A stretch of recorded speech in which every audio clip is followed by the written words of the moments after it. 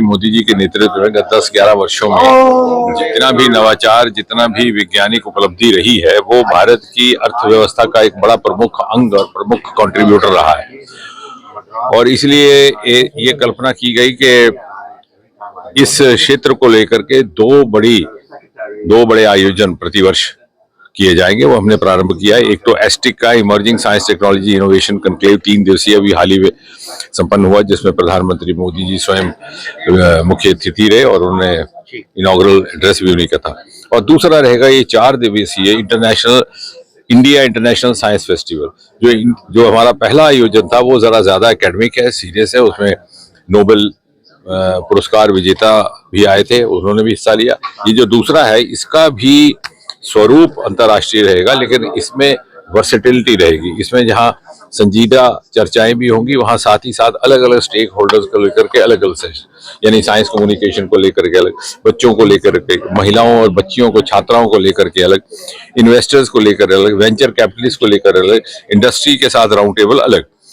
और ये हमने ये जो सिलसिला शुरू किया, तो देश के भिन्न भिन्न अलग अलग क्षेत्रों में, पहले हमने दक्षिण में भी एक इस तरह का आयोजन हुआ, अब ये तीसरी चौथी बार हो रहा है। एक आयोजन पूर्वोत्तर में हुआ गुवाहाटी में, एक पश्चिम में गोवा में, अब उत्तर में करने की बारी आई तो पंचकुला हरियाणा में इसका आयोजन हो रहा है 6 तारीख से लेकर के।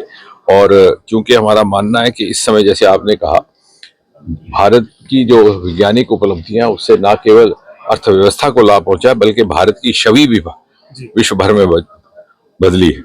उदाहरण के तौर पर हमारा वैक्सीन, जो जिस देश को स्वास्थ्य सेवाओं के लिए बड़ी संजीदगी से नहीं देखा जाता था, आज वो विश्व का प्रिवेंटिव हेल्थ केयर लीडर बन चुका है। यहाँ से इजाद किया हुआ कोविड का वैक्सीन मोदी जी ने वैक्सीन मैत्री कार्यक्रम के तहत दूसरे देशों को भेंट किया।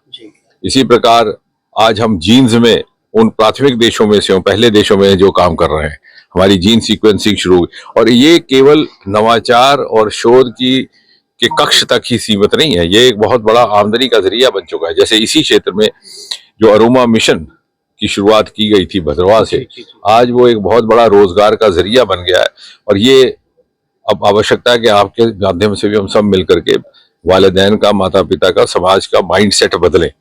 जो सरकारी नौकरी से हट करके ये जो विकल्प है, इसमें कहीं अधिक आमदनी और इसमें वेतन, जो सरकारी वेतन है, उसके मुकाबले में कई गुना अधिक जीविका और आमदन का भी जरिया है। और साथ ही साथ अपने ग्रोथ का भी उसमें एक संभावनाएं अधिक रहती है। डॉक्टर साहब, आपने ओशन के बारे में जो है यहाँ पर जिक्र किया, माइनिंग को लेकर क्या लगता है, क्या डीप ओशन मिशन हमने इसी सरकार ने शुरू किया। और इस बार ये चूंकि जो आयोजन है 4 दिन का, इसको बाई रोटेशन एक मिनिस्ट्री करती है। इसमें सारे डिपार्टमेंट, सारी मिनिस्ट्रियां, सारे टीचिंग इंस्टीट्यूट एक साथ हो जाते हैं, whole of government, whole of nation के कॉन्सेप्ट को लेकर। लेकिन सूत्रधार एक मंत्रालय होता है। इस बार होने वाला है पृथ्वी विज्ञान।